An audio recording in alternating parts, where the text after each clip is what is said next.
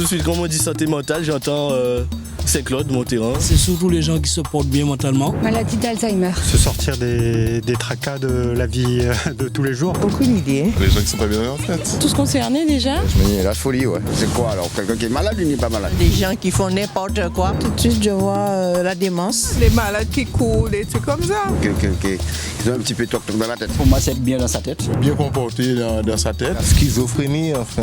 Tension, le diabète, le problème d'Alzheimer. Bien-être, tranquillité, paix, en harmonie avec soi-même.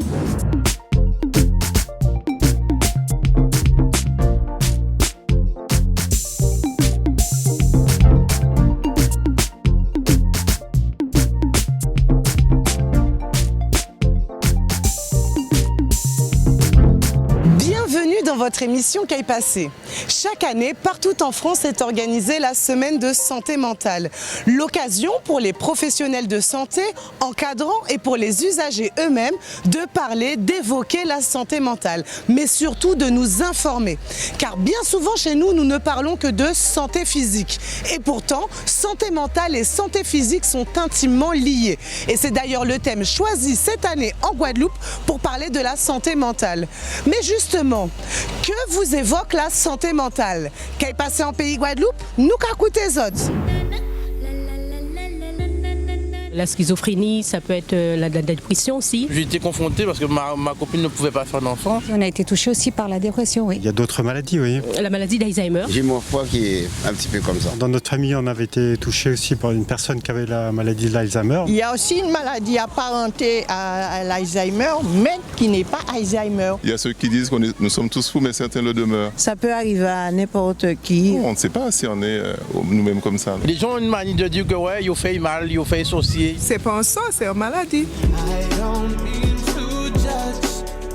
On peut pas souvent appréhender leurs réactions, donc on ne sait jamais qu'est-ce qu'ils peuvent nous faire. J'avais un voisin comme ça, mais il n'était pas méchant. Ils sont dangereux, ils sont violents plus ou moins. Pas forcément la violence, mais il va avoir des actes un peu déplacés. Ils ne savent pas ce qu'ils font. Des gens qui errent un petit peu partout, se déshabillent, tout ça. Hein. Il se renferme sur lui-même et puis il voit tout tristement, il pleure facilement. On voit le diable partout, on voit le mal partout, on se sent persécuté. Quand on n'est pas bien dans la tête, eh bien voilà, mentalement ça va pas. Des gens qui ont des vraies pathologies un peu psychiques, on va dire, ou psychiatriques, et d'autres, c'est peut-être plus au niveau du malaise, des choses un peu plus légères. Tout le stress et puis mauvaise gestion des relations humaines. Une dépression, une déprime, on perd un travail, on perd quelqu'un qu'on aime. Après ceux qui ont des problèmes financiers et tout, bon la tête ça va pas et puis après ben c'est le problème.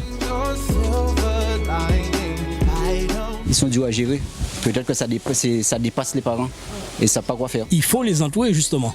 Seul, ça pose problème. Quand quelqu'un est malade, tu jettes la personne, eh bien, la personne chute plus vite encore. Lorsqu'on est malade, il faut que les gens soient là pour nous aider, pour nous soutenir, nous donner de l'aide. Il faut aller voir les professeurs d'abord. Faire tous les examens appropriés. Il faut se bien soigner. Il faut causer, il faut leur remonter le moral, toujours, il ne faut pas le laisser tomber. L'assistance sociale aussi, ils sont là pour ça. Il faut un proche qui est à l'écoute. En parlant et en se faisant aider. Je pense qu'il y a une bonne prise en charge quand même. Eh bien oui, j'ai fait une formation pour ça. Si on ne peut pas les soigner, c'est lamentable. Quand ils ne sont pas entourés, eh on les retrouve dans des centres adéquats, appropriés. Moi, ça me fait peur. Dès que j'entends hôpital psychiatrique, ça me fait peur. Pour moi, je trouve que c'est tabou. Ici, je ne sais pas, mais en France, on en parle pas mal. Je pense que l'information n'est pas suffisante.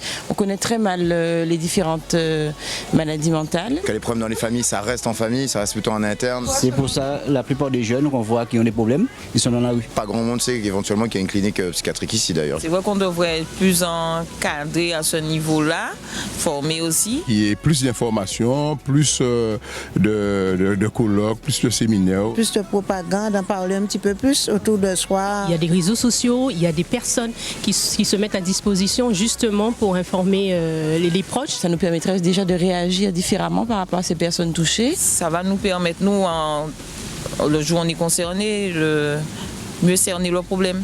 Nous sommes encore trop peu, voire trop mal informés sur la santé mentale. Nos représentations des troubles mentaux sont bien trop éloignées de la réalité. Alors qui mieux qu'un usager pour nous en parler, pour nous informer? Accueillons tout de suite notre expert Eric Alibar, porte-parole de l'association Équilibre. Bonjour. Bonjour Maïté. Quand je te dis santé mentale, qu'est-ce que cela t'évoque? La santé mentale, ce qu'on entend au niveau officiel, la définition de l'Organisation mondiale de la santé, oui, c'est pas seulement le fait de se sentir bien ou d'aller bien ou d'être en parfaite symbiose avec son environnement, c'est surtout le fait de pouvoir rassembler ses ressources, oui, et d'être capable d'affronter la vie, de surmonter les moments difficiles de la vie et de contribuer à la vie dans la communauté. Et alors, le regard des autres, pour eux, la santé mentale en général, c'est quoi? C'est le fait d'être bien, d'être souriant, de ne pas avoir de problèmes, de ne pas avoir de conflits avec les gens, de ne pas déprimer et surtout de ne pas avoir de maladie mentale. C'est-à-dire de ne pas être psychotique, de ne pas avoir d'épilepsie. Parce qu'on aurait dit que ça fait un peu peur ici en Guadeloupe et pourtant il n'y a pas de raison. Les maladies mentales, on y est tous confrontés quelque part. L'homme a toujours été confronté aux maladies mentales. Oui. Seulement depuis 20 ou 30 ans, il y a une recrudescence, il y a de plus en plus de gens qui sont atteints de troubles mentaux à cause de l'environnement, à cause des problèmes de sous-emploi, à cause des problèmes de guerre. Maintenant, en Guadeloupe, puisque nous sommes en Guadeloupe, c'est vrai que nous sommes concernés aussi par ça. Bien sûr. Mais la différence, c'est qu'on est très souvent rejeté. Le problème, c'est qu'il y a aussi le fait qu'on jette un petit peu vite la pierre aux gens qui sont un peu malades, un peu différents, en disant que finalement, c'est un bois qu'on lui a fait. Et on va même plus loin en disant que si la personne est comme ça, c'est qu'elle n'a que ce qu'elle mérite. Pour finir, qu'est-ce qu'on pourrait faire justement pour lutter contre cette stigmatisation des personnes malades? Alors pour la stigmatisation, justement, là on arrive à mon activité, à moi qui représente l'association Équilibre. Parlez-nous-en, tout à fait, oui. Donc cette association, en fait, défend et représente surtout les gens qui sont atteints ou qui ont été atteints de troubles psychiques dans leur vie. Et donc à ce moment-là, nous, notre action, c'est d'aller justement non seulement représenter ces gens-là, de défendre leurs intérêts, de leur offrir aussi des espaces, des structures où ils peuvent se rencontrer, échanger, retrouver du lien social à travers les groupes d'entraide mutuelle, s'entraider pour arriver justement à un état où ils peuvent retrouver leur propre... De mieux-être, oui. Et pour combattre la stigmatisation, ce que nous avons comme programme, c'est de faire des ateliers de sensibilisation et d'information. Oui, c'est l'information qui prime selon vous. Donc ça passe par la détection précoce, donc la prévention. Ça passe par aussi la connaissance des structures, puis leur redonner confiance en eux afin qu'ils puissent vivre avec leurs différences et aller vers ce qu'on appelle le rétablissement. Nous devons aussi nous projeter dans la cité pour venir au contact des gens. Aussi bien, les gens doivent aussi accepter qui sont les gens qui ont des troubles psychiques et qui nous sommes. Ben voilà un beau message d'espoir. En tout cas, nous, on vous souhaite à tous très bonne continuation dans votre action parce qu'il faut porter l'information un peu partout en Guadeloupe. On en a besoin. Il faut que les mentalités changent. Merci beaucoup, Eric. Merci à vous. Au revoir. Alors, intéressons-nous tout autant à notre santé mentale qu'à notre santé physique, car toutes deux sont complémentaires. Et pour que les choses évoluent vraiment et que les mentalités changent chez nous en Guadeloupe, il est temps que nous apprenions à être attentifs et tolérants avec les plus fragiles d'entre nous, car la santé mentale nous concerne tous. Qu'à y passer, c'est déjà terminé. Et ne l'oubliez pas, c'est l'émission qui vous donne la parole. À très vite.